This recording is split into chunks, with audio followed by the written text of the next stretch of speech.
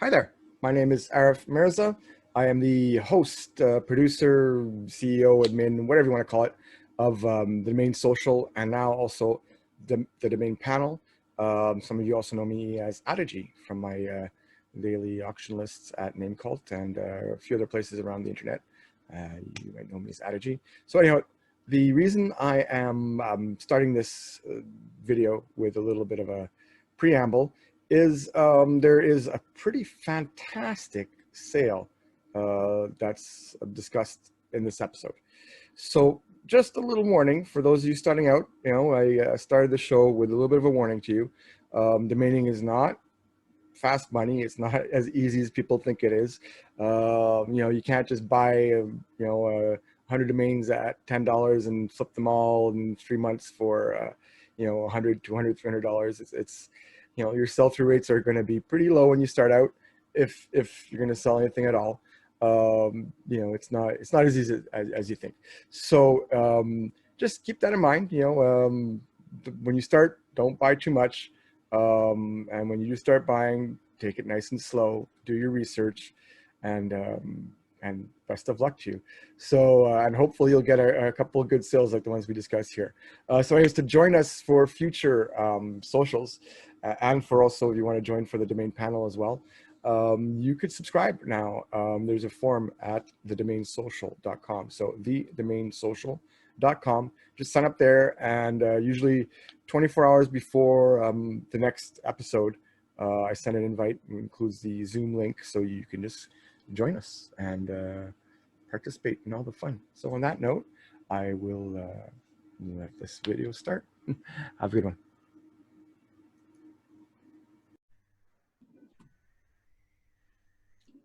And there we go. So welcome everybody to the Domain Social. This is the August 21st, 2020 edition. For future socials, you can get us at thedomainsocial.com, or best thing is to send me an email at info@thedomainsocial.com to get on the mailing list. You can also go thedomainsocial.com. It will be there as well to sign up for the MailChimp mailing list. Or add us on Twitter, Facebook, and LinkedIn. All the info is there. And the agenda is pretty open for those who don't know us. We talk about incoming offers, recent sales, industry news, trends. I'm not sharing my screen, am I? Here we go. Q&As, reviews, and around 4:15, so about 45 minutes, sorry, about 4:45, about 45 minutes, we'll take a little break for a quick auction. We don't have too many names this week, so it won't take too long. And you'll hear the social stuff just for those who are watching the video, and stop share. And on that note, as I said, I had a really weird week this week.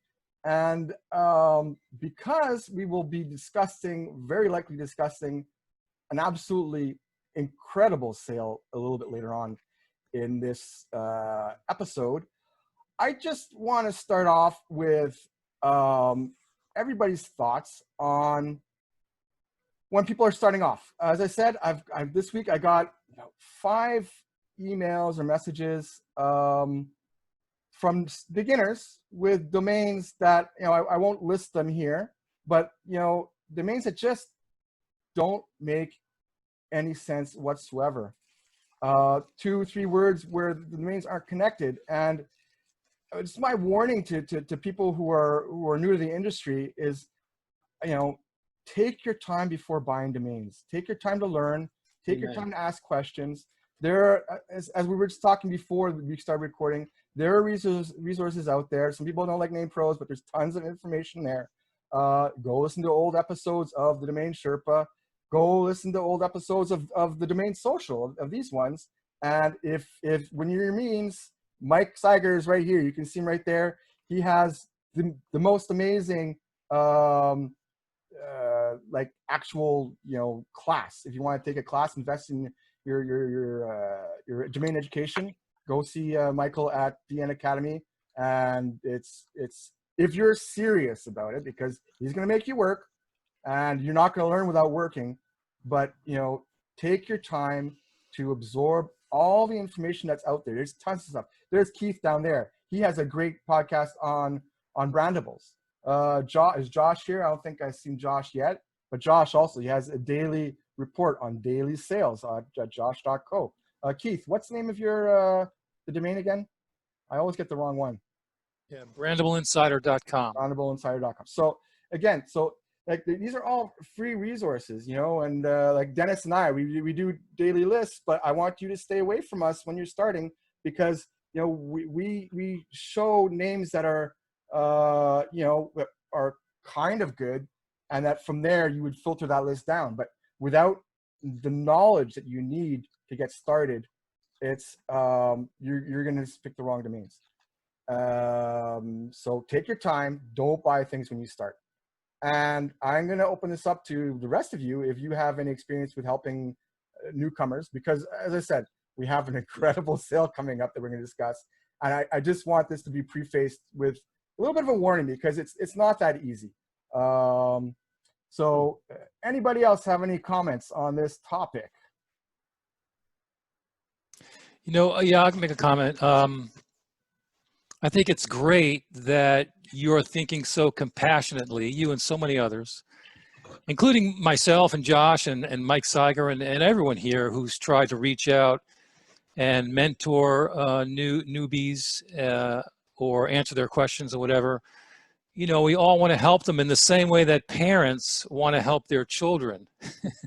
And it's the same sort of fruitless task in a way. I mean, I think you can sort of curb them a little bit, but in the end, people are going to do what they want to do, and the way you learn, oftentimes, is through mistakes. And so I think just telling people don't register any names until you know what you're doing, or sort of those sort of platitudes don't really work, or don't reg.vc or whatever the latest fad might be. Certainly if people come to you and ask for advice, that's the time to give good sound advice. But I think we also have to just let new people be new people and make the same mistakes that we all made when we started.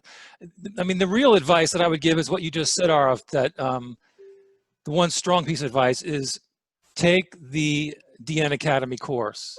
And instead of learning through error, trial and error, learn through teaching, and through someone else's mistakes, someone that you can trust, and through a format and everything like that. So that would be my strongest advice. And I've heard from some of the course participants that one of the things that you, I think, promise to when you start the DN Academy course is you promise not to register or buy any names until you finish the course. Is that right, Michael? I don't go that far. I do strongly encourage them not to buy any until they understand valuation. But, I'm not going to hold their credit card or anything. Right, but you strongly encourage them. So I do encourage them not to spend another penny until they're done. And the accelerator students that just graduated did a phenomenal job. It was hard. Yeah, it was hard, right? No, not the class, but not buying anything. Oh, right, I know, because you see everything going on around you. All the excitement, right? Totally. So I think it's a great sentiment, and everything that everyone is doing to help new people in the industry, it's wonderful. And but if they don't listen, just don't worry about it too much either. Yeah, I'd like to speak into that and just say I feel like, and I've said it many a time on this call before, the support that is out there, I'm so appreciative of, and it is abundant. And I feel like if I don't actually execute on those people, such as Keith, Josh, Michael, all the people here who also give so much information freely in good terms, it would be a discredit not to follow through with that advice. You guys are going out of your way. It's stupid. I mean, if I want to go, like you say, you can curb people and you can say, well, look, this is what you should do. But if you don't do it, that's up to them. We can't control that. But I would certainly pay it forward, because I'm just abundant with the knowledge. It's so incredible. I can't speak highly enough. I think the best thing, again, is to, if we can, is to try to herd them towards Michael's course, because it's really just the best thing. And once they start to learn the reasons behind, you don't want to just go out and reg your head off in the beginning and all that. Because, if you tell someone something all they have to do is to log into NamePros to hear something else Yeah. from some other so-called expert. Yeah. And so it's very confusing for new people. I think they don't know who to listen to. So I think if you can get them into the course and they see that, you know, the DNA Academy course is very methodical, it's logical, it's sequential, you know, it's a serious course, it's not based on hearsay or one person's experience, then it really gets them on the right track. So I think that's much better advice even than telling them go to NamePros or listen to Domain Sherpa and all that kind of stuff, even though those are great resources. So, I mean, Joseph, then just my opinion. register anything that you're passionate about. Right. Hey, Joseph. Exactly. Exactly. Whatever you're passionate about. Amen. I can't wait to hear more of that story. Michael, it should be promoted a lot more. In Scotland, the universities and the colleges here, the diplomas on social media, like learning how to work Twitter, learning how to work LinkedIn, and it's a qualified certificate on social media. And when you think about it, domaining is the #1 industry for the internet, and there's nothing. I think you're the only person really globally that's probably doing something like it, and it should be more people should actually know about it, and it actually should become a main thing into universities and colleges to teach folk about the skills of being a domainer. Yeah, You know? thanks, Tommy. It's So on my I think roadmap, it's but whereas marketing or something is a skill you put on your resume to go get a job, nobody puts domain investor on their resume or broker on their we're not really a broker course, although brokers from Cito and GoDaddy take it. So I see your point. It's on our roadmap, and people have said that to us. So thank you for that, Tommy. Michael, perhaps even a better name, a more attractive name than domain names could be used, and that could be digital assets. Just a thought, and that can be, we live in a digital and then actually fast transforming into the cognitive world, and having a wide and deep digital footpath is very important. And that's really something that I think should be taught in universities and colleges. I mean, I teach marketing and market research, and I talk about domain names a lot when I have a chance to speak at universities in Istanbul and elsewhere. I think it's too quite important that I speak from my own experience to go out there in the field and get a few kicks in the gut. Like I bought so many names before I joined the course, learning from people on YouTube that just say, "Hey, you can be a domain flipper." I'm like, "Oh, here we go." I went out and bought 100 domains, and I thought, "Well, this is it. I've made it." And I realized I bought a box of crud, and so. But in learning that, like Arif mentioned, people are putting domains on eBay and things like that for 25 grand that they hadn't registered. That's a string of exact match. No, they were contacting me this week to put them on the social. Okay. Well, whoever that is in here. But it's I think it's also important for us to go and have that lesson as much as we can help to educate people and support them. It's also for them to go out and just do their own thing, and then they'll realize, and then they'll hopefully come back and it'll begin, The same as my journey. I had to go out and I listened to people, but I still went and did my own thing. And look what happened. And then I came back and I joined the course and I continued forward. People that are serious about it will come back. If they're not, they'll disappear, and that's probably better, Yeah. I mean, like for me, this week was a little bit more discouraging because, I had a little bit more of those types of emails or messages that came in. And then on top of that, I don't know, for those of you, I'll post it here. I wrote the thing about, CTLD. Well, I mean, all TLDs. For me, it just, when Jason sold his 2 .vcs, 2 weeks ago, and then all of a sudden .vc's coming up with this promotion. I mean, look, they're a business, right? They want to make money. Power to them. They want to get as many registrations as possible. But as somebody who has made money with .co, who has a little bit of understanding of these alt TLDs, I'm no expert at it, but I am knowledgeable enough to know that 99.9% of these .vcs that are get registered on this promotion are never going to have a sale, or never even have a chance of selling. And in the end, it comes down to domain math, right? Because like, look, for me, I don't sell 99% of my domains, but I'm still profitable. But at 99.9, it becomes a totally different thing. And maybe it's more than 99.9 or whatever it is. But I mean, I just don't see most of the domains that are, you know, going to be bought with this promotion being taken. The same thing you were saying with, there's some resources out there that, you know, like there's some domain books. I haven't read all of them. Actually, I haven't read any domain book, to be honest. I have seen some ebooks and that were painfully incomplete, made lots of promises that were not, you know, based on reality. And, you know, it should be known that a lot of people, you know, take these ebook courses that are courses in themselves to sell these ebooks. So they make content. They might not know what they're talking about, but they just generate enough content for there to be a minimum enough to sell an ebook. And maybe they know their stuff, maybe they don't. But, you know, people have to be careful because, you know, there's some people who just put out information there to get your money and then that's it. So, you know, again, just be careful where you get your information. Now, it's always good to get multiple sources. And if you're not sure, you know, ask, you know. Like for me this week, I was overwhelmed with stuff and I couldn't get into as much detail with people as possible. But I mean, you know, go on name. I mean, look, Name Pros, I have lots of things, pros and cons to say about it. But, you know, there are people there who help others. You know, if you can afford it, go to take Michael's course, you know, DN Academy. You know, it's not free, but I mean, your education, you have to invest in it. And it's also a question of time, right?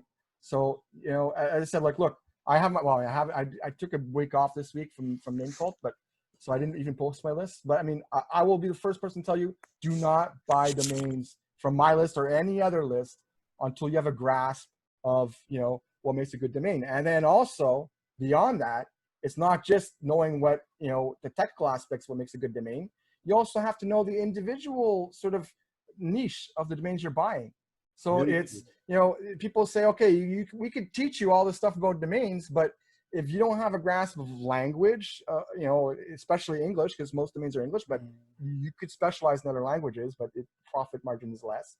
But, you know, English, or if you don't have a good grasp of sort of marketing and what makes good, you know, brands, it's going to be a tough road for you to go. So take your time, learn, don't buy stuff. All right.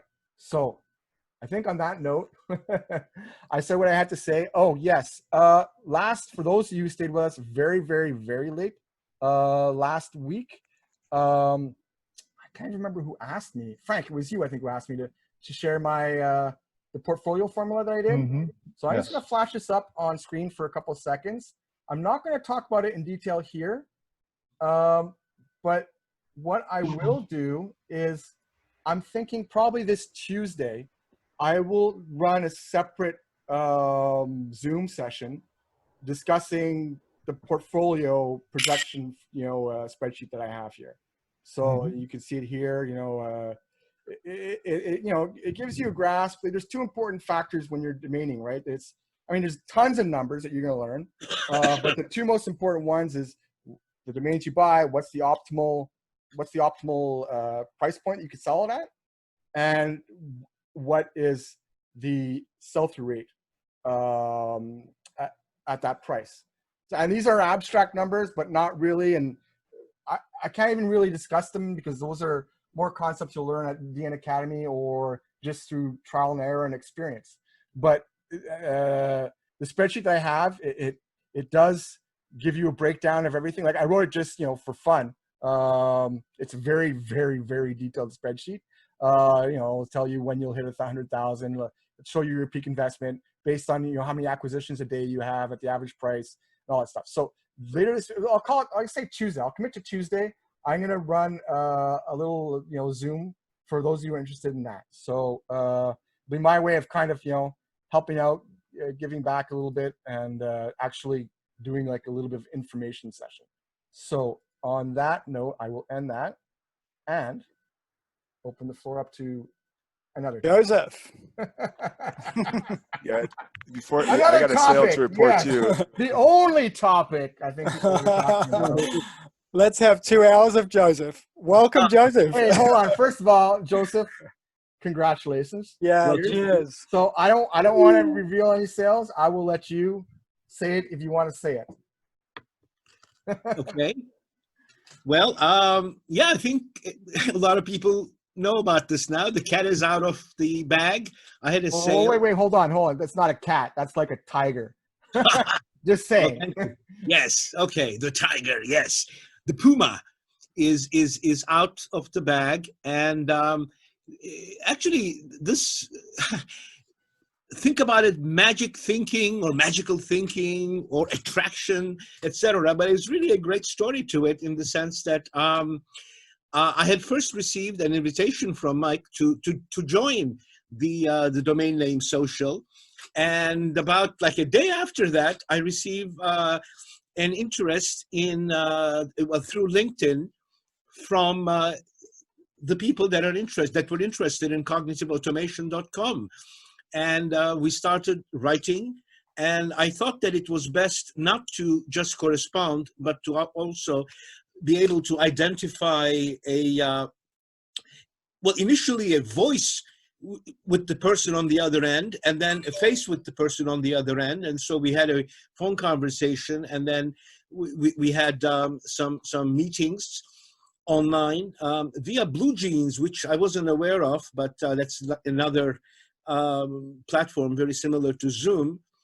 And once it was obvious that they were a very qualified company, that they were a very transformative company, that they have the right leadership, they have an amazingly focused leadership team that is really driving towards a truly transformational vision. And I knew that together with the cognitive automation name, they could propel the company even further. And once we understood that, we really moved away from price. I mean, we had fun talking about it. We kind of checked up on each other like almost every other week. Are you okay? You staying safe? I mean, they were based in San Francisco and New Jersey. And so it was a conversation that led to a really good scenario. There's so much to talk about it. I don't know where to begin. I don't want to just dominate. I mean, if you have any questions, I'd be glad to. I think this is a pretty important sale. You can dominate a little bit. I give you the authority to dominate a little bit. You can start at the start and go on for a little bit. Joseph, let me ask you a couple of questions. Who made the first offer, you or them? They did. Well, actually, they made the inquiry, and then, of course, they wanted to know what I had in mind. And basically, I said, well, I have a range in mind, and I'd rather not be the one to name a price. And that's really where we started. And so did they come back and make you an offer? Well, again, yes, they did afterwards, correct. But it was actually after they mentioned a few things. That they would like to pay in installments, and I agreed to that. They said that. So they asked for installments before they made an offer. They put a number up. Yes, exactly. I mean, after I mentioned, what I had in mind, they pretty much realized that. All right, let's back up. So then you made the first offer. You put out the range. Yes, I did. Okay. Correct. So all right. So you made the first. This is important. Who makes the first offer? So you put out the first number, and what was that number? Exactly. No. Again, Braden. If you call it a number, I did not pronounce any number. I basically said I'm thinking of a like a mid six-figure range for that. That's a number. Okay, if you take it as fine. that's a number. My book, but okay, fair enough. Yeah, I could have said maybe low seven-figure. That would have been a number too. So if you think about that, cool. No, but the thing is that the first person who puts out the number sets expectations, right? Yes. And so if they had said, for example, I got an offer last night, an opening offer for Pineapple.com of $250,000. So like this, I get inquiries all the time for Pineapple.com, and most of them are $10 or $100, right? So the opening offer of $250 lets me know that this guy has a budget and he's serious. Now he may never get to my price, but he put out the first number, and I know that I've got somebody worth talking to, right? So if they said six figures, you can engage. But if you say six figures and they're thinking $1,000, right? It's a waste of time. So I mean, that's why it's kind of significant on whether or not you should research who the buyer is and really spend some time researching and engaging with them. So the thing is that you put out a number, which is fine because they were still willing to have the conversation. Indeed. Yeah, for that I consider myself lucky, I guess, if you want to call it, but also because of the fact that I did the research for them, and I had done the research also for the phrase cognitive automation. I mean, one of the first things that I said to them is I waited for like about 5 years to have this conversation because I had hand registered it back in 2016. And so we moved away from concentrating on just on talking about price, but really on value. And they could see that by owning this name, they would add value to their company. So right. We had a conversation about that. Yes. And so your price was, we can talk about your price because it's public, right? Yeah, of course, it is public. That's okay, fine. So it's $300,000 in 3 installments, right? Yes. Plus equity on top of that? Yes, correct. And how did you, so is it 3 equal installments or is it a small payment up front and it grows, or is there a balloon at the end? I would say that they are pretty, let's put it that way. I don't want to give you a lot of details. I mean, it's not really something that I feel comfortable doing. Let me just say though, that they had initially offered to pay me in 4 installments, and I said, I would appreciate it, that I'm not greedy. I don't want the whole sum up front or even in 2 installments, but can we please make it in 3? And they were gracious enough to think about it and come back to me. And then they said, yes, we decided. So the payments are almost equal, but instead of being, instead of being paid in 4, it's being paid in 3. So you can kind of figure that out. And then I had initially said that I really want to get into this relationship with my heart as well. And that's really where, because the mind will lead where the heart is. And for me to really think about this even more favorably is if there was some equity portion involved in this. And they gave that consideration as well. And again, that was very graciously accepted. And it's fully vested stock. And I don't want to really mention that much about, the stock and stuff, because that's not really part of the escrow.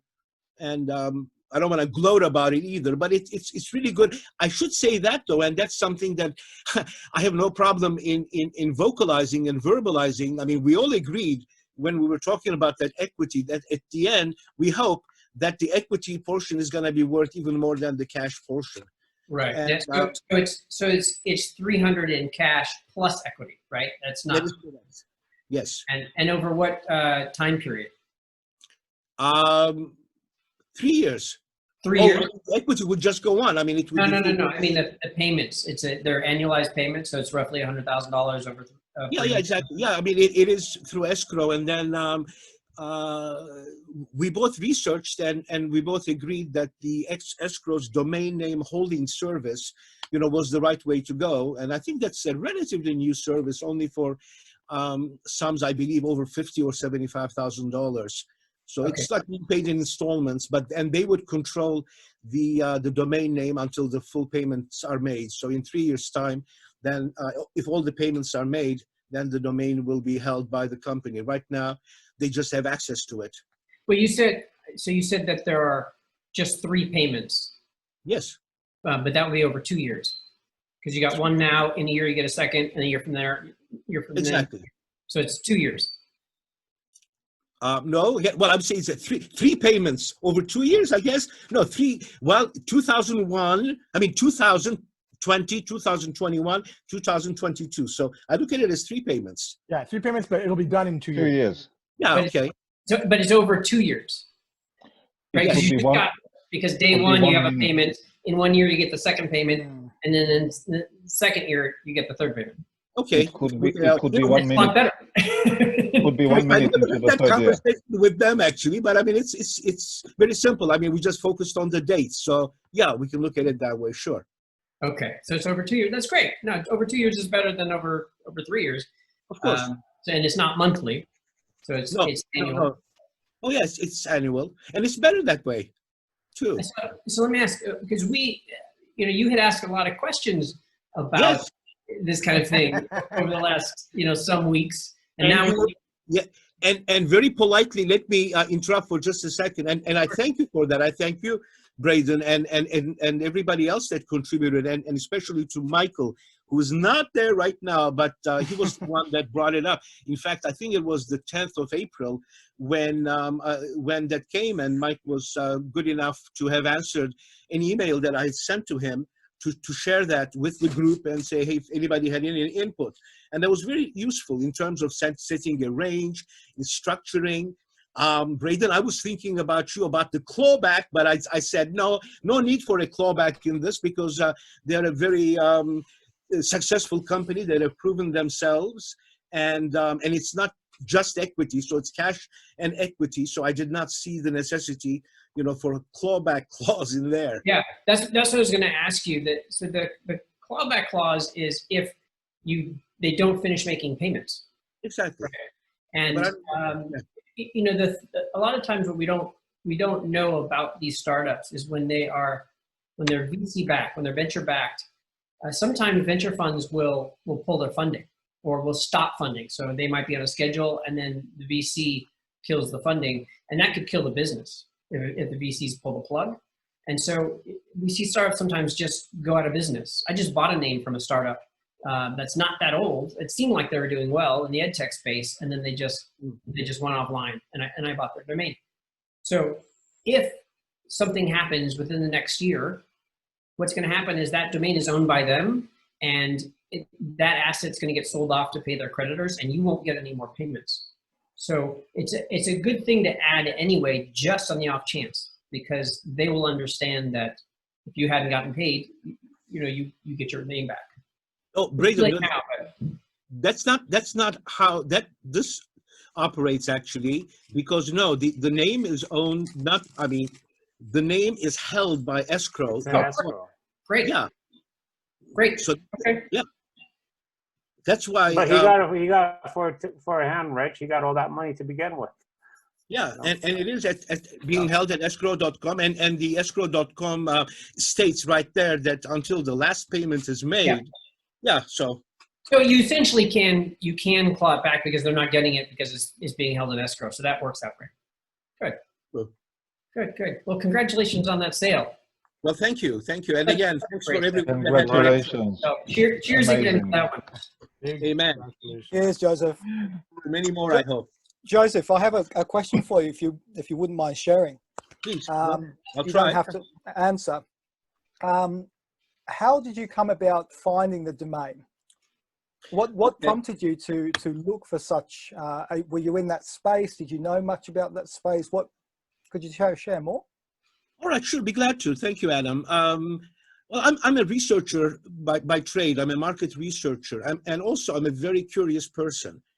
So I see trends as well. I believe in I think I may mess up this proverb. It's a Japanese proverb about the person who sees 3 days ahead can have fortune for 1,000 years or something like that. But it is a good proverb, and so I like to keep track of what's going on, and digital, mobile, youth, space, medicine. These are areas that just are of my interest, and I have Google keywords in many of these areas.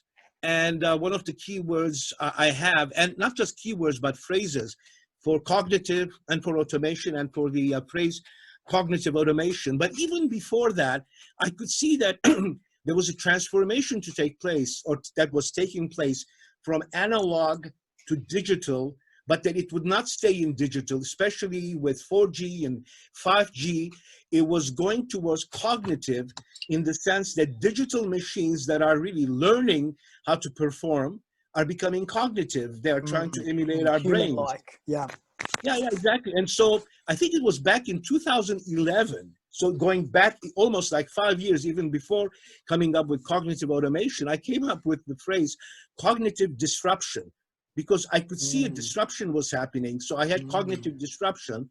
And then I bought some more names. And then I see that automation was also speeding up. So it was just a very natural evolution of adding cognitive to automation. And it was cognitive automation. And I was flabbergasted when I saw the annual growth of the cognitive automation business. It's like to be, I think, about like over $20 billion in about 3 years' time. Wow. Yeah, and everything is going towards automation. And also this COVID sped that up. Companies that were moving towards automation a year Accelerated. from now. Yeah, and so the timing was right. And so I came up with cognitive automation, but I also had quite a few other cognitive names. And it was very interesting that I used a couple of them almost as bragging rights. I won't tell you which specific, I mean, it's very easy to find out, but I had registered cognitiveera.com, seeing a cognitive era that's coming, and the major Fortune 20 company has used that for Marcom. And they came to me, and then, but it was through an agent, domain buyer, and it was too cut and dry, and I thanked them, but I moved on. And almost about a month after that, another company came for another domain name that I registered, and it is cognitiveservices.com, and it's another major IT company, and they came with almost a similar amount of money as an offer. And I thought about it, and they weren't gonna budge, and I said, I'd rather hold on to these. So I was able to walk away. And now both of those are pointed to my Twitter address. And one of the things that I said when I spoke with the buyer, in a very respectful way, is like, hey, I turned down offers for other cognitive related names that also helped me price in my mind and head what I should ask for that name. And so that was very effective. And so I own about 600 names or so, and about almost 450 of them are handwritten, and probably about 60 of them are cognitive related, some automation. Wow. Yeah. Okay. But I buy a lot of new names as well. I mean, 5G is going to be big, and and I always like to get the word mindset. In fact, one of the sales that I made way back at the beginning of 2000, so like almost 20 years ago, was e-mindset. So I could see that there was something going there. And so I own cognitive mindset. And just the other day, I bought 5G mindset, because I really think 5G is going to be humongous, and RF chips and things like that. So that's really, so I'm going to compete with you guys, but hey, there is enough, I think, in the pie for people to get. Now, I know that there will be less cognitive names dropping, but hey, I don't care. I have enough of them, I think. So. No, thanks for sharing. Appreciate that. And Thank you for asking, Adam. Yeah, absolutely. Do you foresee an upward trend? I mean, like you mentioned, you hit back a couple of offers there, and I can certainly see, AI, virtual reality, etc., as you say. And, we talk about space and galactic exploration, things like that. But do you foresee a trend, an upward trend in next 5 years, for example? So if you hold on to these names that you've got, that you've knocked the offers back, are you happy that more offers will come because there's an upward trend and they'll just keep growing as an industry? Oh, they already are. They already are coming. And yeah, I'd like to hold on to them. I mean, it costs like, what, $10 to register them. Yeah, in fact, sure. I get new ones as well. And probably the next ones will be cognitive hyper-automation. I don't know. So that's probably the next. So, but let me go and check for that one. I got it already. I wouldn't have said it to you otherwise. Yeah, nice. Cool. Okay. So yeah, I see the trend. I mean, we're going cognitive. Just look, if you're interested, it doesn't matter what field it is. It could be medical. It could be shoes. I mean, there are new trends. It could be household items. whatever, think of what's happening. If some names really seem to have value in them, instead of just putting down your money and hand registering them or buying that, look at the world that these names live in. And dig a little bit, and as I said, get some Google keywords and dig even further to see trends, and then risk some money and budget, and it's still possible to hand register good names. It Absolutely, really is. yeah, I mean, absolutely. And Ron Jackson was good enough to say that that shows that if you combine a bit of research with some vision, it's possible to hand register names and make a profit. I truly believe that, when you think about things like, COVID, I mean, not to go on to that, but that word didn't exist in our lives before. We think about drones, we think about all these things. There's technology that may come out in the future that doesn't even make sense to us right now as a word or whatever it might be. So I absolutely believe in that, but there's a lot of education to be, not just to go out and spam register all these words. It's, You mean like the internet? Huh?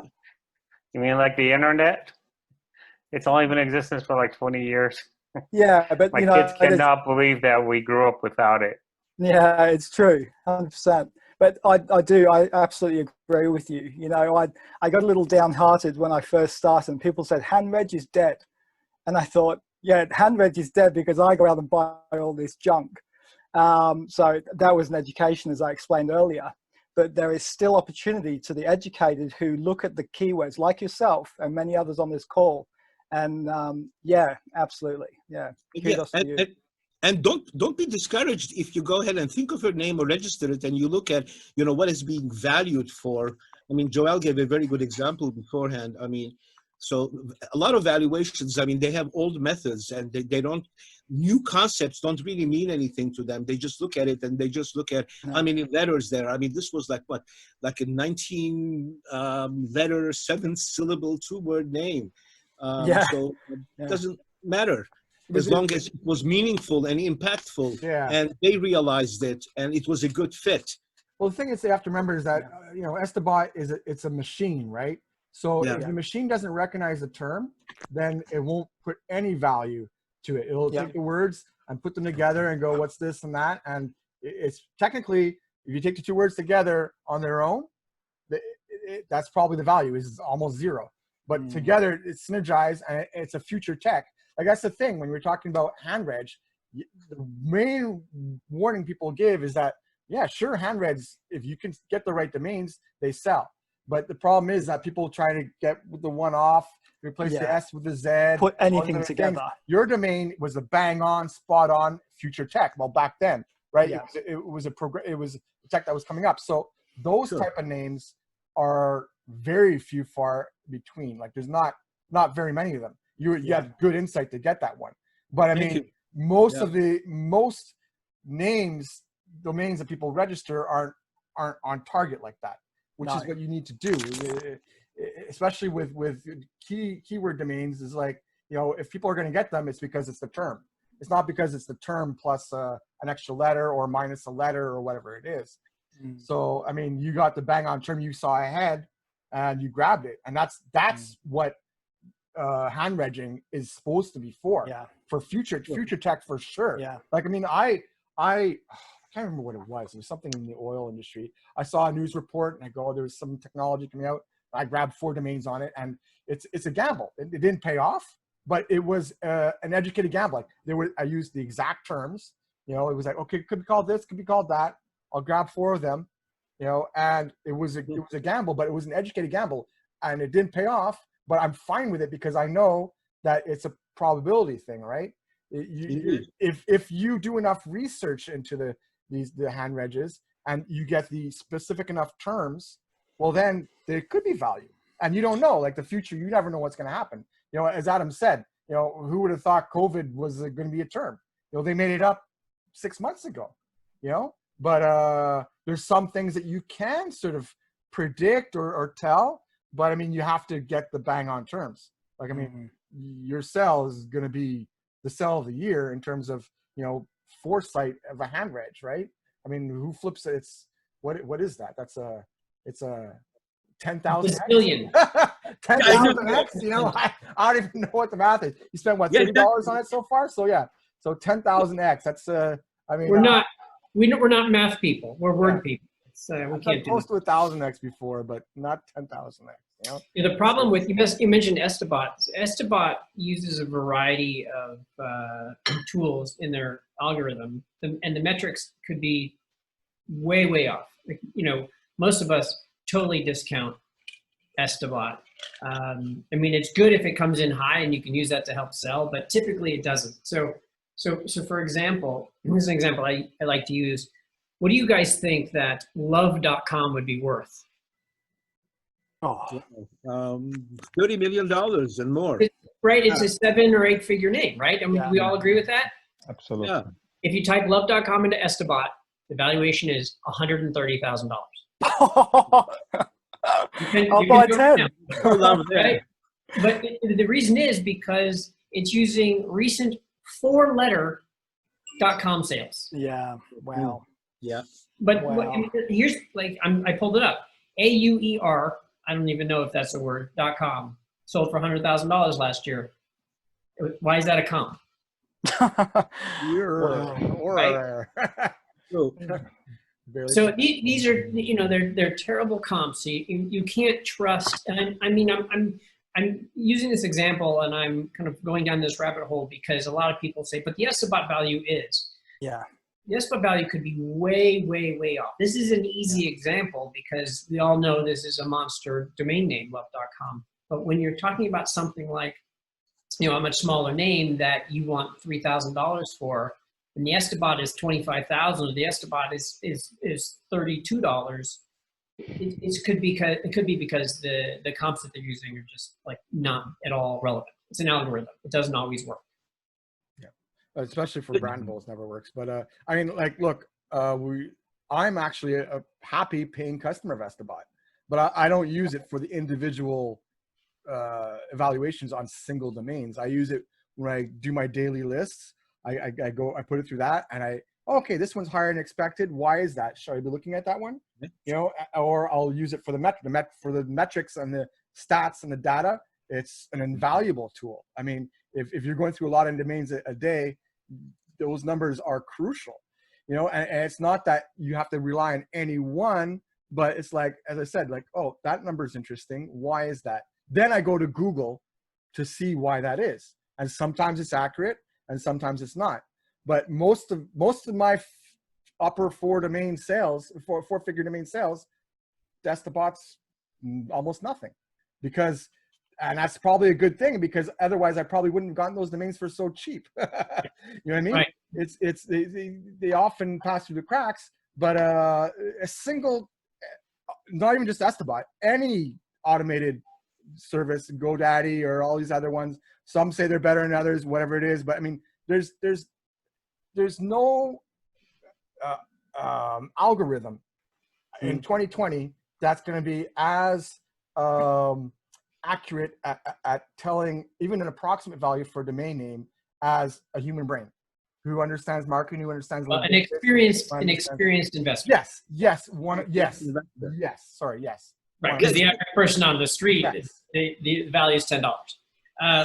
If anyone is considering subscribing to Estibot for these tools, I would suggest Domain IQ. You'll get more tool that. So Estibot, it was built by Luc Lazan. Luc Lazan has a lot of tools. Estibot's just one of them, and Domain IQ is I don't know if it encompasses most of his tools. I don't know if it's all of them or not, because he's got a CRM, he's got all kinds of stuff. But you can do outbounding, and you can do reverse whois lookups, and you can do all kinds of stuff using Domain IQ as opposed to just Estibot. Estibot gives you a lot less information than Domain IQ does, but it is an Estibot feed in there, obviously, and so is all the other appraisal tools. I think even GoDaddy uses Estibot, but they also use their internal sales, which are not public. So I would say it's a better appraisal as far as automation goes. Yeah, I think Epic's also their appraisals based on a sort of derived number from Estibot as well. I think that's part of That it. Yeah, the portfolio manager in Estibot's really good. That saves me a lot of time looking through my names, going through them. You can update your who is. There's a lot of tools also for outbound too to help you find leads in Estibot that a lot of people don't know about. Yeah, there's so much stuff in there. Yeah, I mean, there's It's like, yeah, you have a lot of fun in there. you see, this is an interesting discussion actually, because I mean, when the time came for me to think about a price, I mean, besides the range, okay, 6-figure range, but you know, what figure level somewhere in there. So I was trying to do some benchmarking, and I really had a hard time. So what I did was I put together some domain names that I thought were similar to that, and these were just things that I thought of. And one was like intelligentautomation.com. And I searched for it in GoDaddy, and I saw it was being on sale for $98,000. Integrated automation is on sale for $150,000. Industrial automation is on sale for $250,000, and marketingautomation.com is for a whopping $2 million. And so those kind of gave me some idea. I mean, these were not sale prices, obviously, but at least these are ranges or prices that people thought of. And so that kind of helped me get some kind of a guideline. And then I thought, and I voiced to the buyers as well, that you know, it's interesting that they're all components of cognitive automation. So in my humble opinion, they collectively add to represent the value of cognitive automation. And I think that was effective as well. But yeah, pricing is important. I mean, how do you determine determine the value of domain names? Obviously, previous sales are helpful. I looked at name bio, the CBD oil sale for $500,000. That was something that was in the back of my mind, and also some sales by the domain king himself, and especially when he talks often about getting equity. So that was also something in the back of my mind, and all of those together with your input helped structure and then seal the deal. I wanted to share that with you as well. Estibot's inaccuracies, I think, are good for us. If we didn't have that, we would be like the used car industry, where everything is commodified and where we would have to rely on a volume business. As it is, we're more like the art industry, where you have to really bring your expertise with you, and then you have to be able to communicate with the buyers to tell them how the domain fits in with their vision and their value and the story behind the domain. So yeah, let people use Estibot all they want. It's not always going to change what our prices are. I got a domain name. Estibot says worth about $150,000. Haven't been able to sell it though. So it's just and it's 2-word domain name, but it's kind of strange. The one domain name that I did sell for close to 6 figures, Estibot says 10,000, and now the domain name I'm having trouble selling for that says it's worth 150. It's just you know, there's some sort of automation in there, but I think it takes. I think it, you know, you still have to do your homework. And what's that 2-word name that you're trying to get 150? Or Estibot? Estibot has it. Weddingjewelry.com. What is it? Weddingjewelry.com. Wedding and jewelry? Correct. I wonder what they're competing against. I'm sorry. One thing it's really strong for on Estibot is at least to know reg fee versus non-reg fee, even if you just think in binary terms like that. You know, however many zeros come after the name, you at least know that it's something that maybe differentiates from just, you know, something you should probably consider maybe not renewing. That said, I've also seen it be wrong about that. You know, it's automated, so it's as I think, who was it? Joseph, I think, identified early on, is that if you're thinking in terms of current events and things of that nature, these are kind of set in stone kind of principles in the automation and technical configuration of what it's using to base the valuation on. And yeah, sure, it can pull comps, and yeah, sure, it can pull you know, certain algorithms like, is this registered in other TLDs, or What's the length of this? Or I can split it into words. What are the Google valuations? There's some data there, but I fall back to what Braden said. A person really is the one who's going to come up with what the value is. Amen. And it's often the buyer. I mean, But that's what I'm saying. The one that says it's worth 10,000, I sold for a lot more than that. But so, I mean, I can't put, and it's a jewelry related name. But, you know, to me, to be honest with you, to me, it's just a guidance more than anything, but you still have to be careful, because if I had used Estebat's term, I would have sold that domain, the first domain, a lot cheaper, and I would have been like, but I knew it was worth a lot more than what it's telling me. But then again, you know. Well, as I was saying, like, your human analysis of the domain will always be better than an algorithm that somebody designed just for domains and not necessarily for a specific industry. I mean, if that algorithm pulls out extremely similar comps, then yes, there is a little bit more accuracy to it. But also don't forget that, you know, every potential buyer has a different potential value of what they can extract from the domain. So, like, you know, there are some, like, I mean, look, with Joseph Sell, I mean, the company, maybe they only had an original investment of $250,000, so they never would have been able to get to 300,000 even if they wanted to. You know, it's you know, with wedding jewelry, I think there's the jewelry industry. There's probably a wide variety of different sized companies, probably like some small mom and pops and some big ones. So you do have the range there. But I mean, if the person who's contacting you is a mom and pop, well, then you'll never be able to get them to 100,000. That's true. You know?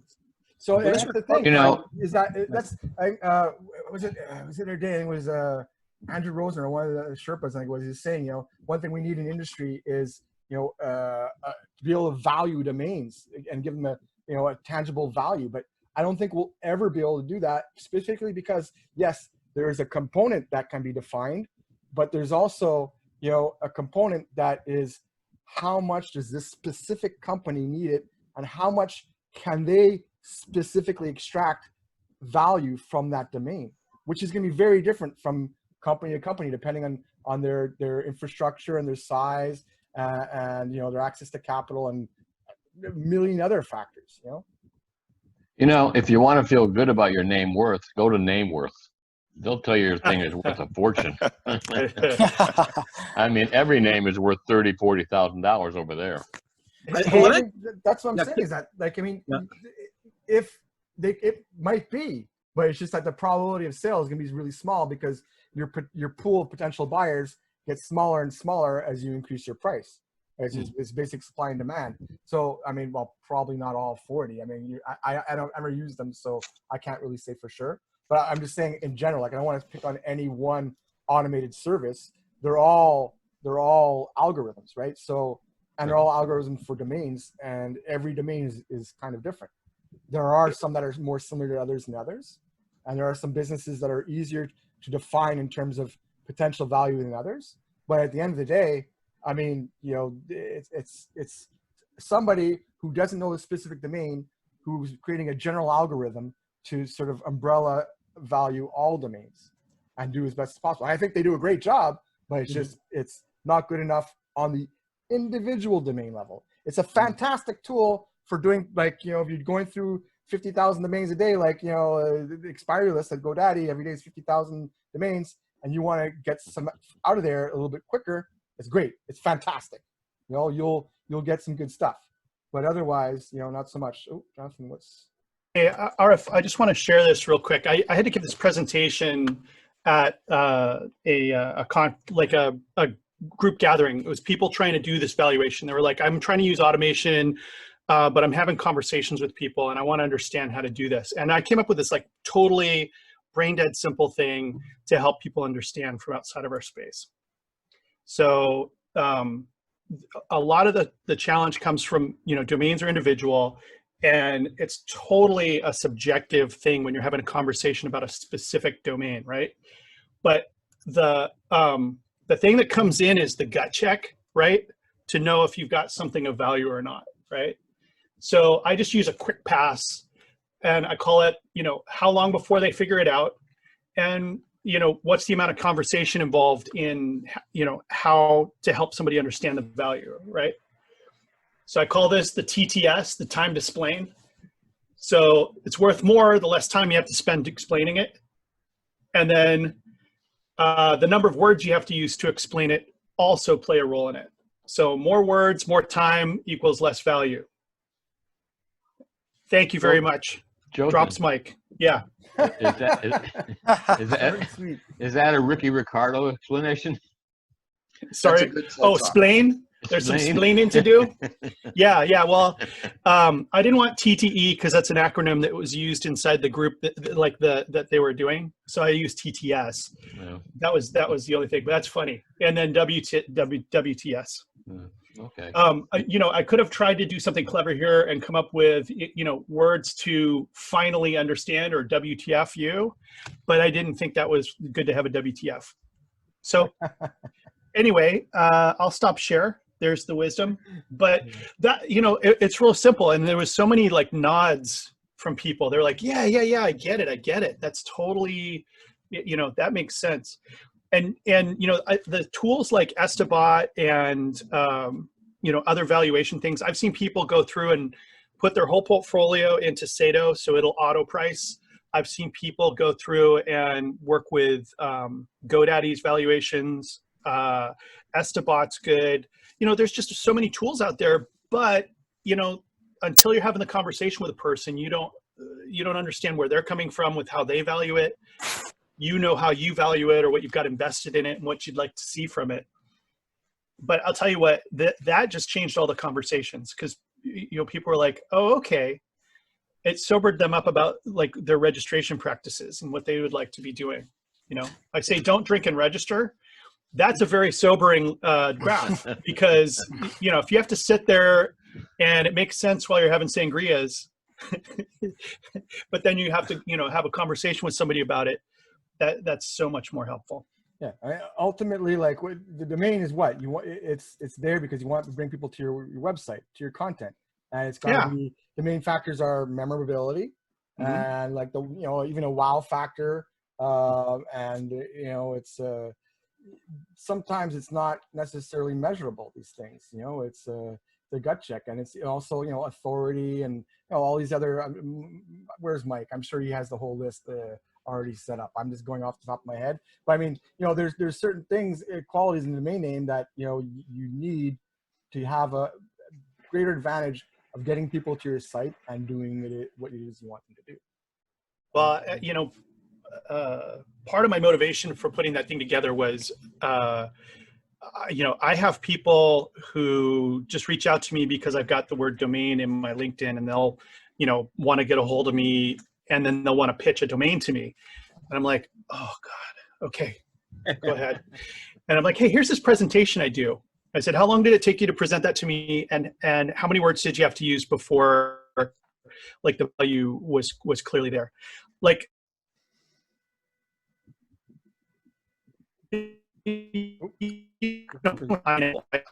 company doesn't make up. Think of the mind starts to go what a great name, What? We lost you for a second. We lost you. Could you repeat, please? Just the last two sentences. Oh, can you hear me okay now? Yeah, you're good. Yes, now it's fine. The kids are probably doing YouTube. Sorry. So I said that pineapple is a great name. You can immediately say, this is a great name, and I can work with that very quickly. You don't have to have Braden explain why pineapple is interesting. In fact, you're probably so interested in it, you've tracked him down, and you want to, chase that up. That happens a lot with generic.coms. It happens a lot with, really good keyword-specific names, where the buyer tracks you down. You don't have to spend that time.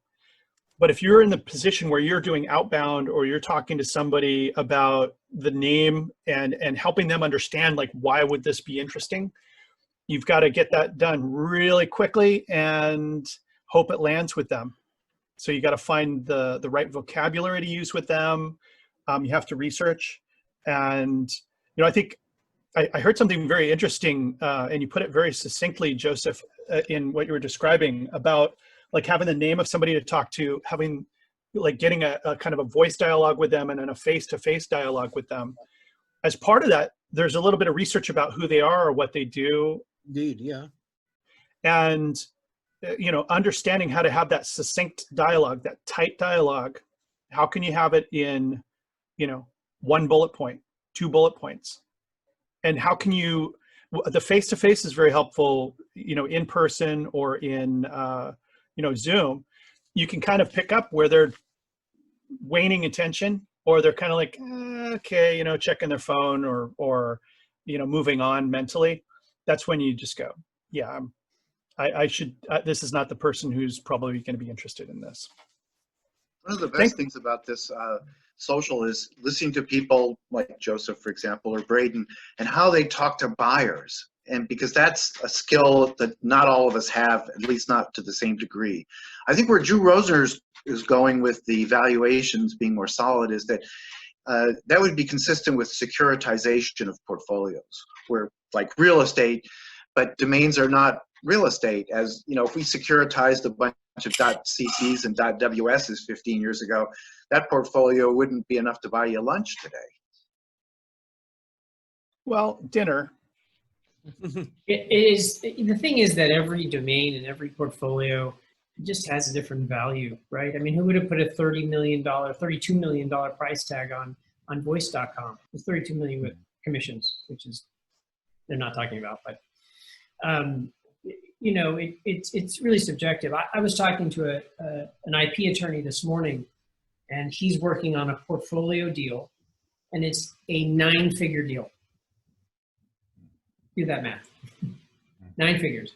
And I was like, but there's a business, right? It's websites there. He's like, no, it's just a portfolio, and it's all traffic. Braden, I get a lot of 9-figure deals. Are we paying attention to where the decimal is? Yeah. The decimal point is after the 9 figures. Wow. Right. So I mean, it's a $100+ million purchase of a domain portfolio. It'll never be public. It's in the adult space, and you never hear about adult names being sold, right? I mean, there was sex.com and porn.com and porno.com. Like that was the beginning and the end of it, right? But it happens, and the gambling names too. You rarely hear about the gambling name sales, and those are also huge sales. $10 million, $15 million for a name. Well, platforms. I think Sato is pretty tolerant, but I remember Afternic they prefer you don't have any type of vice names. So like alcohol, adult, gambling, that type of stuff. So most of those tend to be out of the limelight. Well, also any purchase that's that big, it's just between lawyers, right? Just the lawyers are handling it. If it's a company or if it's a high net worth individual, it's just the lawyers handle it, and they're not using escrow.com because all lawyers have escrow accounts. And so the whole thing happens between them. It's all confidential, and we never hear about it. Unfortunately, I wish we did. Well, actually, it's interesting. I'm sorry. Sometimes, though, if the price is like really high, then they like to mention the price to show that, to just bring more news, if you will, more attention, more life. That's number one. And number two is, I'm sure a lot of us have heard about that, and I'm surprised nobody's talking about that, is the sale of 88.com for over $50 million. So, and that happened, and people are talking about this, and they say that this Chinese guy, is actually going to be renting email addresses and is going to recoup his 50 million many times over. So there are deals that sometimes we hear about as well. So yeah, 8-9-figure deals, I wouldn't be surprised. Yeah, they happen a lot. But by the way, the 88.com, there's no confirmation of that 50 million. That was a guess. Ah, okay. Look at that original tweet. He's like, that was probably around a $50 million purchase. And everybody ran with that number. So we really don't know what the number is. It could very well be that. I mean, and he's probably, my guess is he's not super far off, but we really don't know what the purchase price was. Fair enough. Joseph, okay, first of all, I want to get to the auctions soon, but I have one quick question for you with your sale. And that's not about the actual, the cash part, but for the equity part. How did that sort of come to be? Like, did you ask them what their plan, like how did you get engaged in that part of the conversation? Like, you haven't mentioned how much you got, right? I'm guessing probably. Yeah, well, Did you listen to my podcast? No, not today. I listened to you yesterday's with Braden. I listen to them at night usually. Well, basically, I'm trying to see how I can try to talk about that as openly as possible without revealing too much. Yes, obfuscation. No, that's not what I intend to do. Basically, well, forget the number, the percentage you got. I'm guessing you got a certain percentage. Okay. That's fine. Look, I said that, let's think of a scenario where this could be an ongoing relationship, and that I turned down 2 other offers for cognitive related names because there was no equity portion in that, and that I would like one. And so they thought about this and they said it makes sense. 2 others from the same buyer, or no? From No, not from the same buyer. No, from Cognitive Era and CognitiveServices.com. The other 2 that I turned down that I talked about earlier. So then I guess, okay, my question isn't so much, I don't need to know the numbers. I mean, that's private and I respect that. But I mean, how did you get in part of that, engage in that conversation? Like, did you ask them for what their plans were? Did you ask them for, what they were going to do, what their sort of projections were? Did you have those? Well, I mean, I know we're trying to get into the to the auctions. I mean, I can talk about that only in the sense that, look, Braden is going to flip when he hears that, and he will probably just walk away. No, Braden, he's wondering now, what's he going to say? I asked them for an ND before they even brought up the subject. He will say, why? Look, I wanted an ND, but I made sure that I could talk about the sale, but I wanted the ND in there because they were good enough to share some projections into the future. And I said, in order for us to have a better dialogue, I would be willing to sign an ND so that if you reveal any proprietary information, you won't lose sleep over that. Yeah. So having said that, and then I said, if we're going to be working towards a collaboration that's not going to end with this name being transferred to you, I really think an equity is important. And I guess when I showed them my good faith in suggesting an ND, I think an equity was not that difficult a subject that they could grasp and grab their hands around. Braden loves that. Braden's like, that's amazing. You actually got the perfect NDA, the best of the best kind. You can still talk about the domain sale. Yeah. So RF, I think the question that you were asking RF about the how he broached the subject. I mean, it seems that he said that he's looking for mid 6 figures. Let's call it 500,000. And ultimately, they got up to 300,000 in cash over a couple of years, and so the equity portion is to make up for that delta.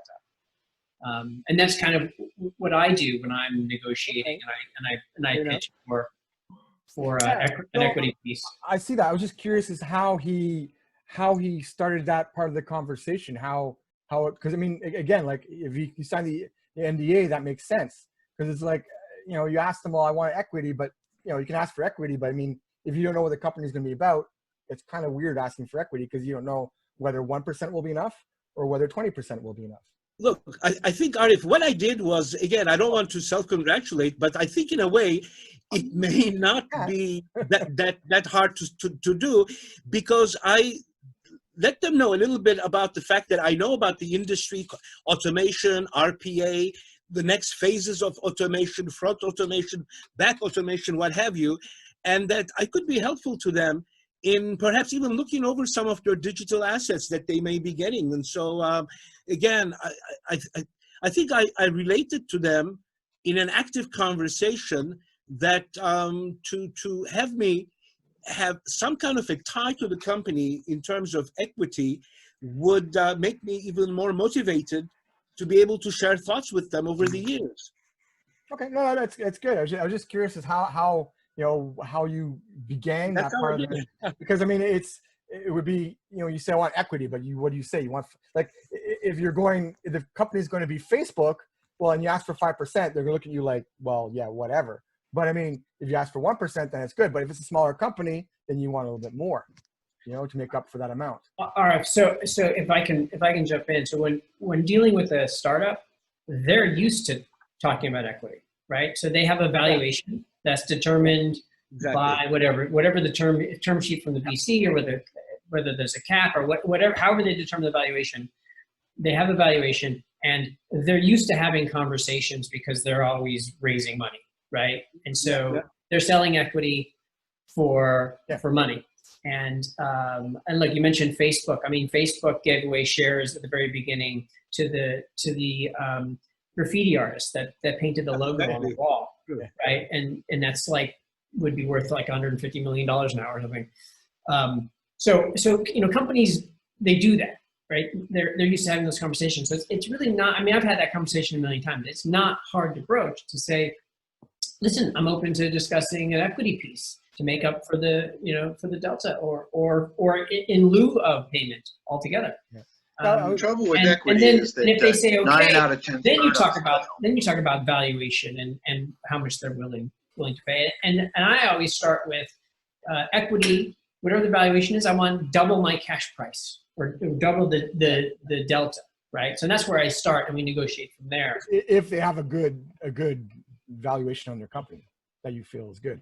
Well, no, not necessarily good. I mean, what's good, right? I mean, well, that's the thing, is that, like, that's what I was curious, is how he evaluated what that final portion was worth.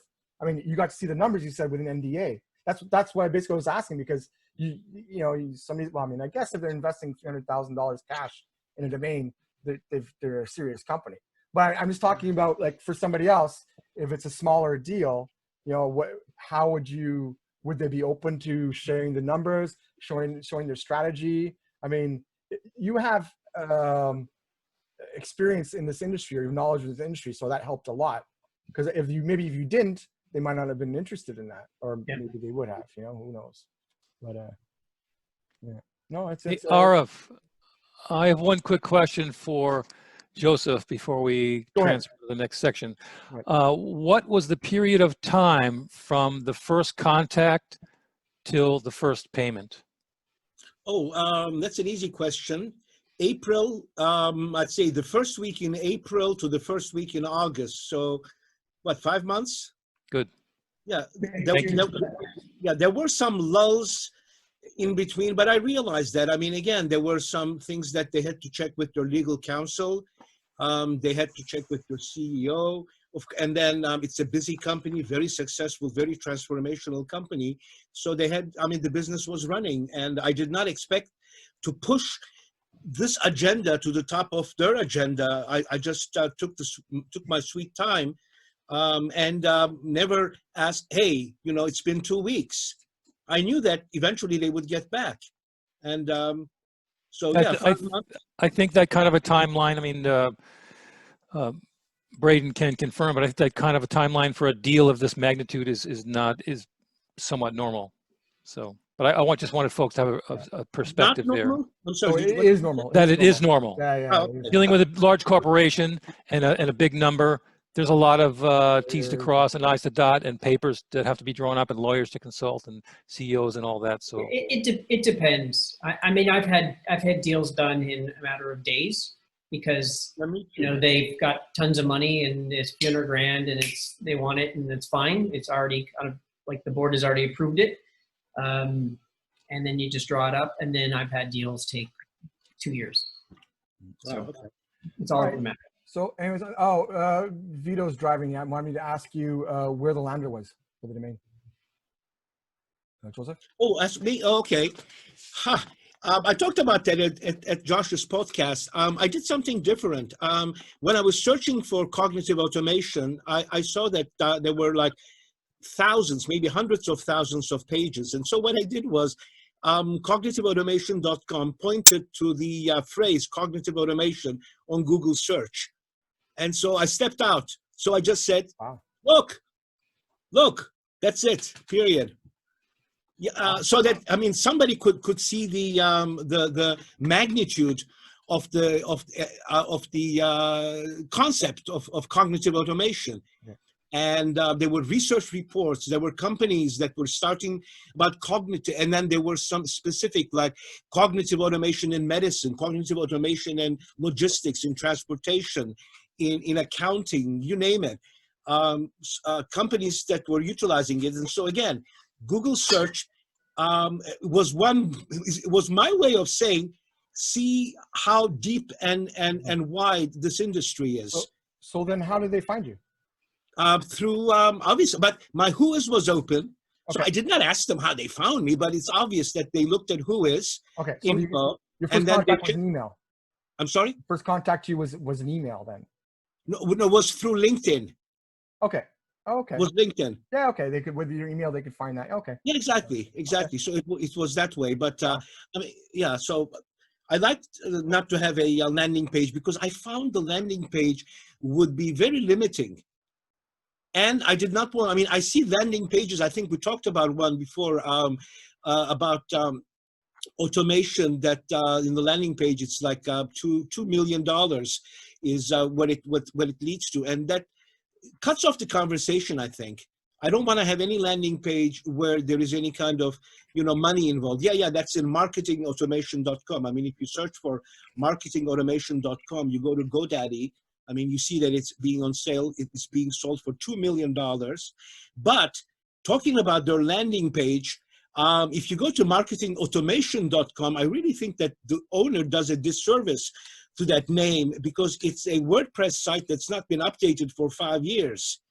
So it makes it gives me, I mean, it just blows any spark out of the bubble, I think. So I don't like. Which domain name is that? Or marketingautomation.com. GoDaddy.com, if you search for it, again, on sale for $2 million, but the landing page is not worth $20 to me. And I hope that the owner is listening to this somehow and can change. I mean, if he has, it's a superb name, but I'm removing it now. Just joking. You better do that. Yeah, but no, that's cool. But I mean, also, I guess the buyer of your domain, they were buying that domain. Like they were. It doesn't matter where it was. They were going to find that domain because they really like. They're paying $300,000 for domain. It's not because they just saw it randomly on a page. It's because they wanted that domain and they looked for it. Yes, exactly. And in hindsight, I wouldn't be surprised if I lost. I mean, if I left some money on the table, but I don't care. No, I think you probably lost some contacts along the way, but it ended up being a good thing. Like if somebody offered you $50,000 for that domain, you would have taken it. No, I would not. Really? Really, I would not. I really believe that. So the thing is, again, I mentioned that today as well at Josh's podcast in the sense that I don't know where it came, but it was just a self of confidence and serenity. Like if it fell through, I would be fine with it. Okay. I really would be fine with it. And the thing that would bother me most is not having the equity, because I believed in this company and I really liked what they were doing. And I feel that they're ethical, that they're transformative, smart, whatever, and that I would have lost the ability to be in touch with them through equity. So just for people they walked away, but I didn't. Yeah, just for people watching, is the name of the company public yet, or you haven't disclosed it yet? Yeah, it is actually. Again, I would not have, but again, Ron Chapman released it because the name points to a company, and that's the company. But what's I'm sure people will ask, what was the? Well, go for it. I don't. It's in the chat. Okay. Oh, it's in the chat. Okay. Yeah, I mean it's public, so. Okay. All right, there it is. I think a valuable nugget from Joseph's talk about this sale is he had the confidence and he had the backup of having people approach him in the past about similar names to be able to say that to demonstrate some sort of a knowledge in the field that they're coming at you about that takes any kind of negotiation of well, you know, it's not worth that much or something. Like he apparently knew something about it, and he was able to point back to that and say, well, I really wanted that with this. And I think that what that can demonstrate, especially if any of those previous offers were anybody related to that company, was that you're shooting straight too, because they know if that's the case, and you know, I wonder about that sometimes too. If somebody comes to me and I say, well, in the past, someone else has approached me for this, they've offered or whatever. If you're not shooting straight, and you don't know what you're talking about, they're going to figure it out. And in that case, it's like he demonstrated a confidence in it, which was very admirable. I mean, it's amazing. It's amazing sale. It's awesome. Congratulations on that. Thank you. And just look, yeah, I knew that, and I did my homework. I think that was really important to do the homework, because you see, cognitive automation, these are two keywords when used together, and in that sequence defines an entire sector that is predicted to reach over $16 billion within 5 years, and that's compound annual growth rate. And I researched that, and I presented that, you know, when I gave my argument. I didn't just say, you know, two or three word response to what do you want. You know, I didn't just say mid six figure, thank you, talk to me when you can match that. No, I wrote them an extensive letter. Maybe I was too verbose, which I tend to be sometimes, but I explained to them the research that I did. Yeah, Braden, you and me both. You and me both. God bless. Yes. Okay, just one, I guess one final question. Okay. Who was it you was it the CEO you did negotiations with, or was it with? No, the CMO. CMO, okay, cool. The CMO and then the CFO. And I know that the CEO was being consulted along the way. Okay. Just a superb team. All right.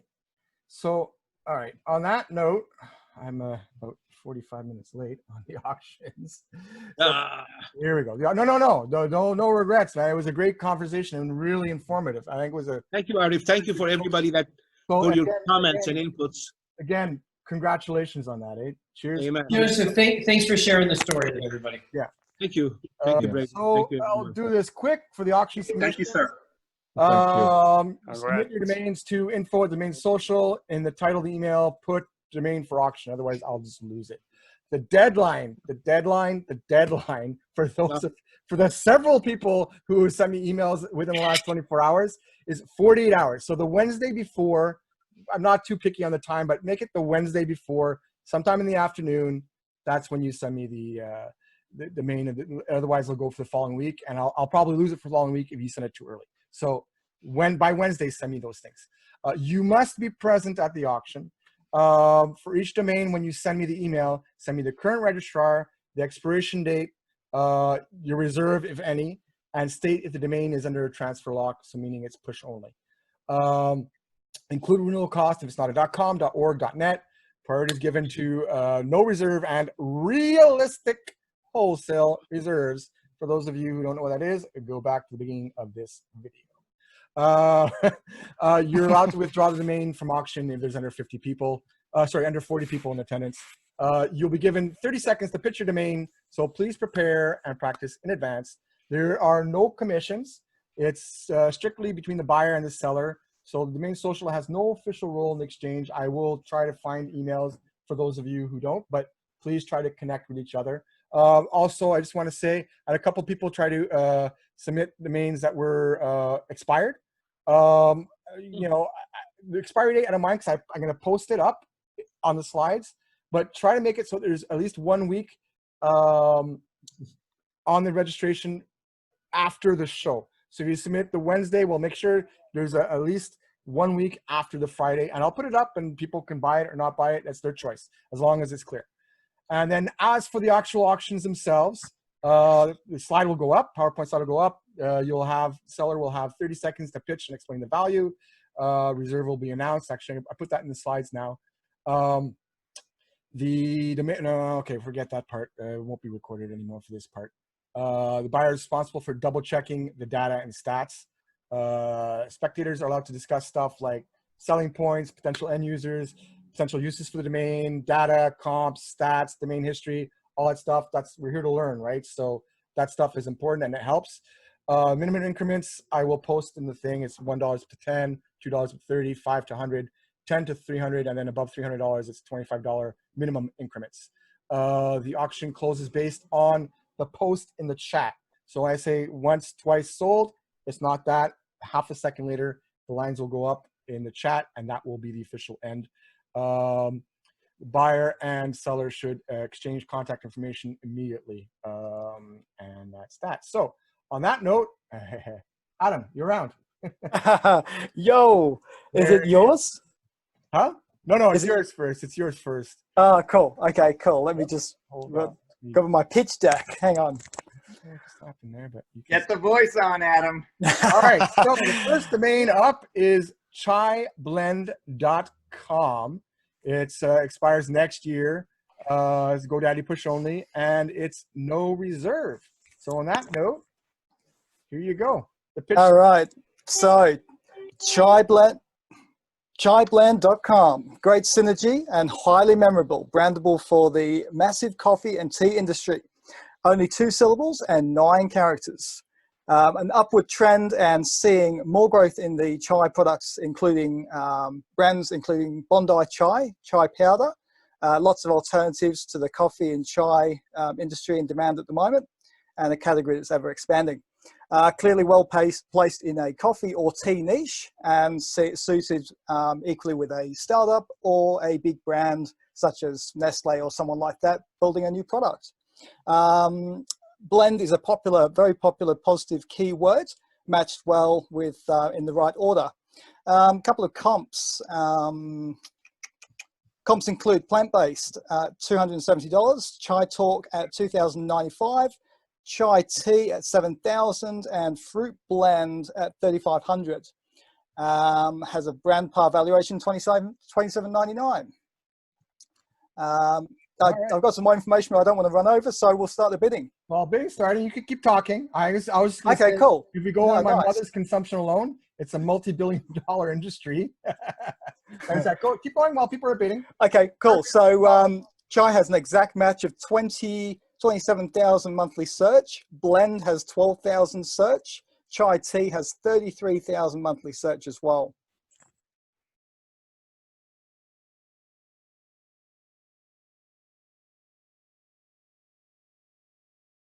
And thus concludes the auction.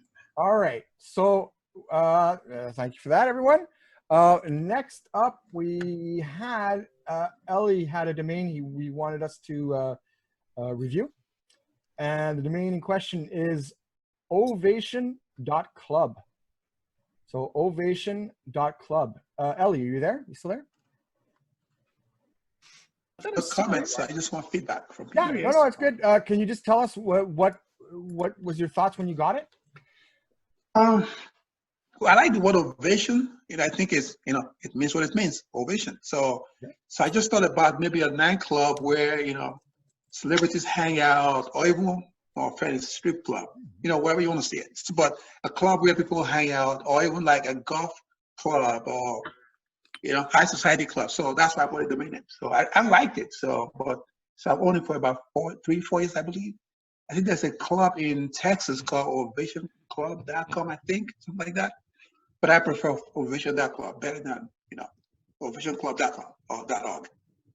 FYI on Ovation, the Hollywood Highland complex, where the Academy Awards are held and everything, is now changing its name to Ovation Hollywood. Oh. So I'm sure there'll be a club in there. Yeah. So just a FYI. I don't know, I like that as a club name. Like, Thanks, I've Thanks, for those who don't know, I've been, I was a DJ. I've managed clubs. I've helped a couple of friends open up clubs, and Ovation is a good name for a club.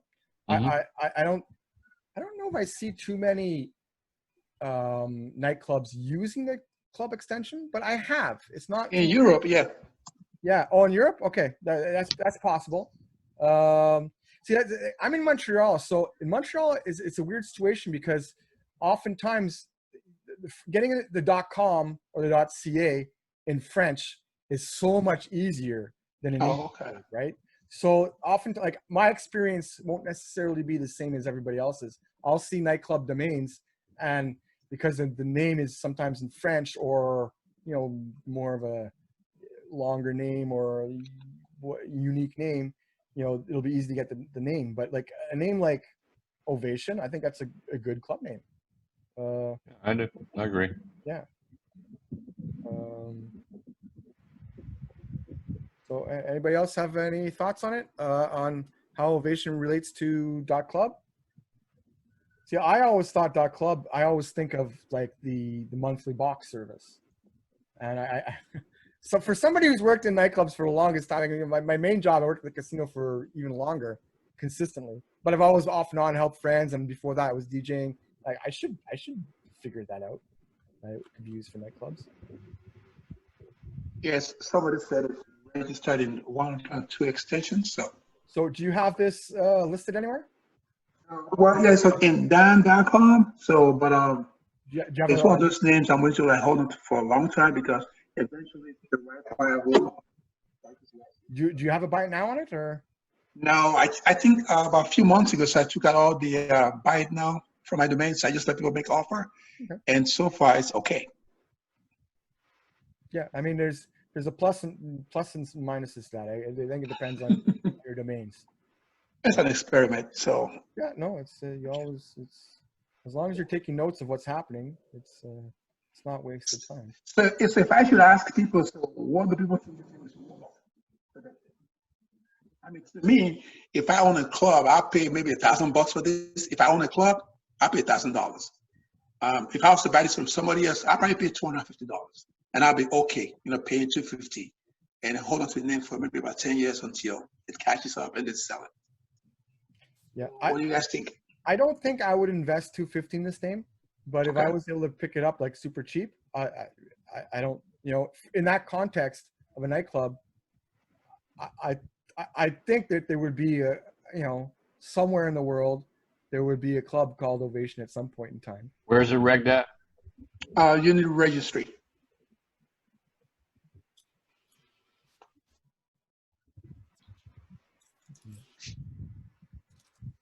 Anywhere, any thoughts on this? It's not an auction, guys, so you can. I think for me, ovation is a very, very positive word that means rise also. So, people rising together. It could be a very nice for an organization. It's not a .org, but everybody's standing up, rising, being together. I think it has a very good positive connotation, ovation.club. You're part of this club who just wants to stand up and rise and clap and be happy and all that. That's my thoughts. Royal Caribbean has an Ovation of the Seas ship. I used to work on it. Wow. Did you really? Yeah.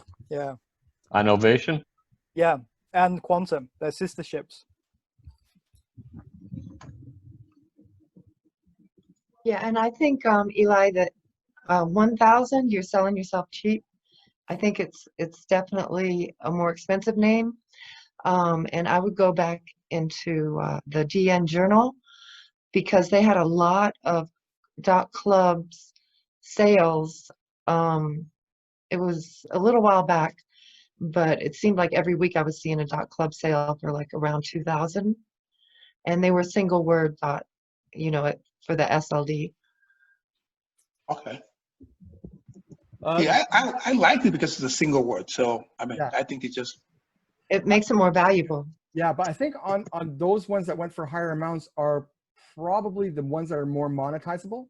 The ones that went for for club, meaning like the shave club, the monthly sort of box services. Ovation. I'm trying to think if that would make sense. Ovation.club for a monthly box. I mean, it could be a brandable, but I see it more for the purpose you said, for a nightclub. In which case, there's nightclubs open up with 5,000 capacity, and there's nightclubs open up with 100 people capacity. So it's all going to depend on what it is. And oftentimes, nowadays people, the smart owners, they want to secure their name before opening. So, with the bulk of nightclubs being more in the three figures, I think the 1,000 price tag is a reasonable one. I think it could go for more if you get lucky with a club wanting to name themselves, Ovation with a capacity that's 2,000 people. Well, then they're going to spend $5,000 on a name. And if an Ovation Club or whatever it is .com isn't available, well, then they'll go for that one. Because I have seen alternative TLDs been for nightclubs. Again, it's not the first thing that comes to mind, but I've seen it. So I think also too is not thinking of it. I think Ovation Club can also be for even with soccer or football clubs, or even like a golf club or a guest house, or even just an association. So I think it's just more than just the nightclub. That I thought it could be pretty much anything. Yeah.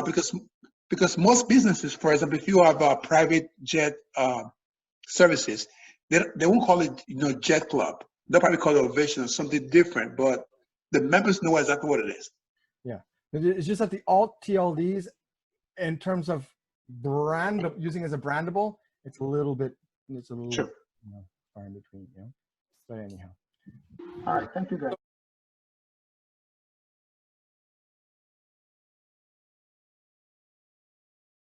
All right. Anybody else have anything you want to talk about this week?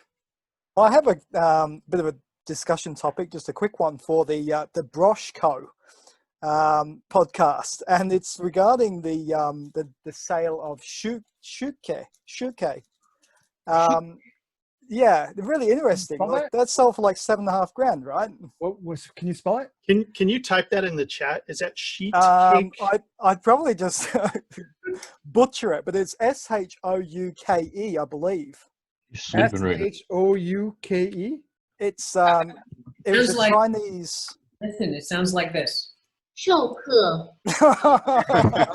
yeah. Okay. I was cracking up when I heard. It's funny hearing that yesterday on the podcast. It's a good one. Gesundheit. Yeah, Gesundheit. But it was a four letter, I think, wasn't it?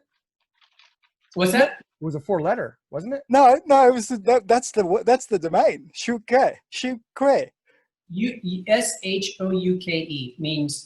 means teach or give lessons. Teach, I think. Phenomenal name, right? My question was, you mentioned it was on a luxury site in China before. Did that not have a trademark against it? I didn't look, but did you know if it had a trademark? I didn't look. I just saw that a long time ago, and it had been a luxury goods site, and it was purchased by Net-a-Porter. Yeah. But it was purchased by them many years ago. Right. In the aughts, I think. I'd have to look it up again. Yeah. It's been a long time. I think like in 2007 or something it was acquired. Okay. Yeah. So I doubt the trademark would even be active if there was one.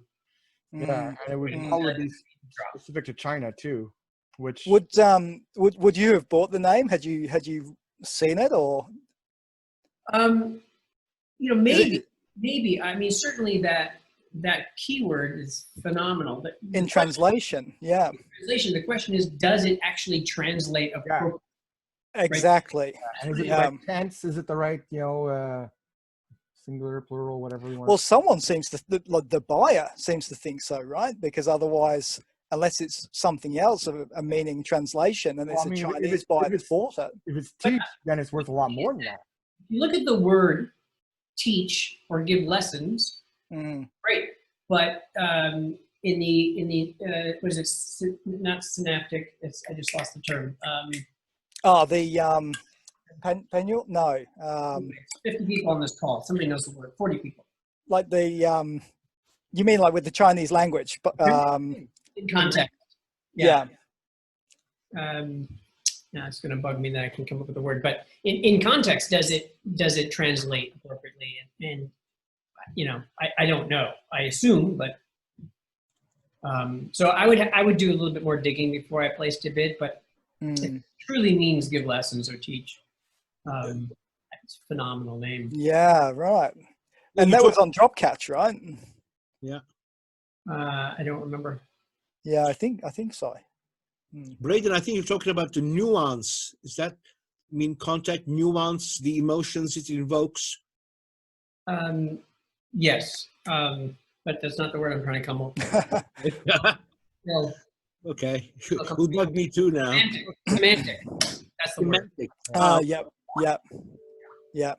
Cool. Thanks for that. I have one other. Sorry, Josh. Whoever bought the .cn in 2019 registered it through to 2029. So I guess I saw they it was liked going to it. the CN. Somebody's building it. Yeah, I don't know. That's pretty cool. Maybe voice nav. Like maybe the thought is, I'm going to say this out loud and it'll translate into a website for me or something. So phonetically, if you're saying it. I see a lot of folks do that. I had another question which relates to GoDaddy Auctions. And my question is regard to a private seller. So if I have a domain name and I just put it on the auctions, list it for the 7-day auction, is that getting as many views as, say, an expired auction or a closeouts? Because it seems to me that No, never. No, not even close. Not absolutely, even a fraction. yeah. Not even 2%. 100%. Not even 1%. I'm sorry, it's your term. But yeah, I felt that. Thanks for acknowledging that. Where we'll start to get a little bit of traction is if there are bids on it. Then we'll see it. But otherwise, a domain with no bids, I mean, it just goes into the abyss. It seems. Still, even with bids, that still gets 1% of what it is an expired. If you want to list in an auction style, the best place to get the most eyeballs is going to be Namejet, because they display a listing, specifically in expired domains. They display private listings and expired listings in the same search. People are going to see them regardless whether they prefer expired listings or not. So it's in the same location. But expired auctions at GoDaddy and public auctions at GoDaddy, completely separate things. When people go to expireddomains.net and go to the GoDaddy expired tab, that does not contain public auctions, and that's pretty much 99% of where people go. Yeah.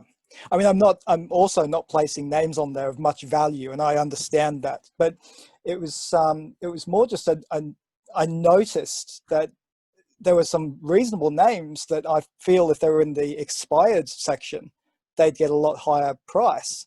But obviously just private, 100%. private biddings. Every week there are names that go undetected. But that's both good and bad, right? Good for buying, negative for selling. On our part. Yeah. I'm going to go with positive, and we should change the subject. Yeah. Doesn't want anybody else seeing it. But one of the reasons, which I don't think is a good enough reason for all the domains, but people think that it was owned by a domainer who put it up for auction. That means he tried to sell it, and he was unsuccessful at selling it, or she was unsuccessful at selling it. That's probably only true for maybe a fraction of them. Most of them are probably just people who had them in their portfolio and never bothered outbounding, and then there's like, oh, they let it expire for some reason or another. But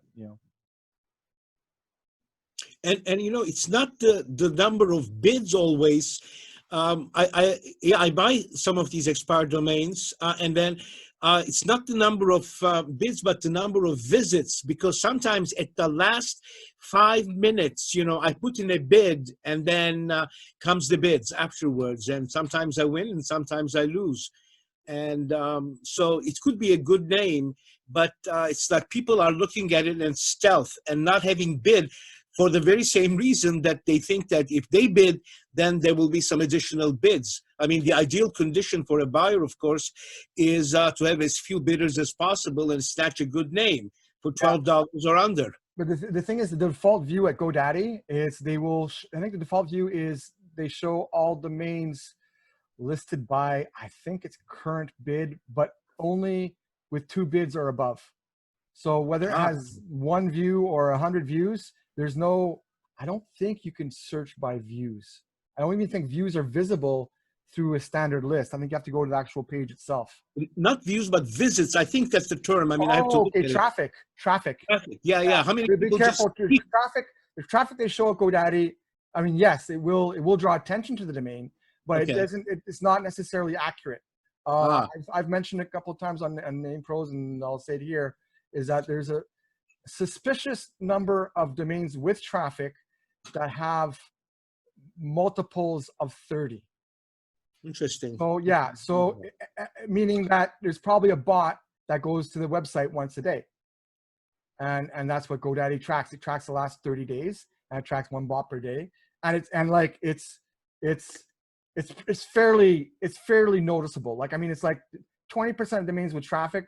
Well, I don't know if it's that high, but a significant number of domains with traffic have a multiple of 30, far more than the 3% that it should be. Interesting. I didn't know that. And they don't guarantee the traffic either. So oftentimes, I mean, before I was a domainer, I started looking at some domains. Oh, it's got a good monthly revenue. It's got traffic. It was back, I have had domains for almost 20 years, actually 20 years now. And, but I started buying every now and then. I looked in the auctions and, oh, this one can make money. And every now and then I'd get one that would make me a few $100s a year. But then, there'd be some that I would expect a few $100s a year that make zero and you get no traffic. So take all those stats from GoDaddy with a pretty big grain of salt. All right, I will. Thanks, Arif.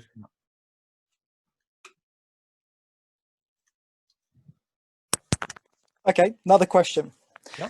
If you buy a domain and it has 60-day lock, yeah, you list it on all the different platforms, Dan, Cedo, we all know. How do you sell? Surely you can't actually list on a platform until it's out of that lock period, unless someone has, if you sell it on that platform, you can't push it through. You have to transfer it. So is there a way around that, or what's the situation? If you have a domain at GoDaddy, and let's say the buyer also have an account GoDaddy, yeah, that's even if it has a lock, you can just push it, or yeah. you can code GoDaddy, I guess, rep. It's only GoDaddy who does that anyway. So, but if I buy a name and someone says, and it's listed on Cedo, and someone buys it at Cedo, I can't push it through for 2 months anyway. I transfer it, sorry. So why would I list at Cedo?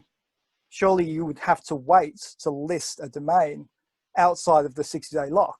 But is that what people do? Or from my understanding, you list right away. As soon as you buy that domain, you put it on all the platforms and you list it, right?